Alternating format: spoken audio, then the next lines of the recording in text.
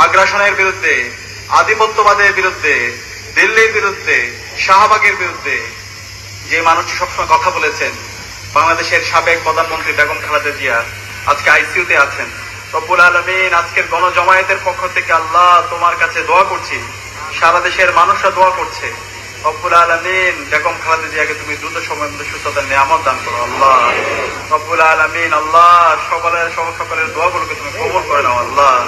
রব্বুল আলামিন, সারা দেশের বিভিন্ন প্রান্তে যারা অসুস্থ আছে, রব্বুল আলামিন সবাইকে সুস্থতার নিয়ামত দান করো আল্লাহ। রব্বুল আলামিন, জুলাই বিপ্লবে যারা শহীদ হয়েছে, রব্বুল আলামিন তুমি সবাইকে শাহাদাতের সর্বোচ্চ মর্যাদা দান করো আল্লাহ। রব্বুল আলামিন, যারা গাজী অবস্থায় আছে, এখন আহত এবং পঙ্গু অবস্থায় আছে, হাসপাতালে বেঁধে কাতরাচ্ছে, রব্বুল আলামিন তুমি সবাইকে দ্রুত সময়ের মধ্যে সুস্থতার নিয়ামত দান করো আল্লাহ।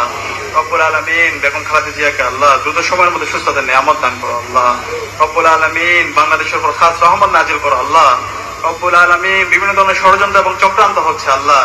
রব্বুল আলামিন, আমাদের এই সবুজ ভূখণ্ডকে আল্লাহ, শহীদদের রক্তস্নাত এই বাংলাদেশকে আল্লাহ আমরা যেন হেফাজত করতে পারি আল্লাহ।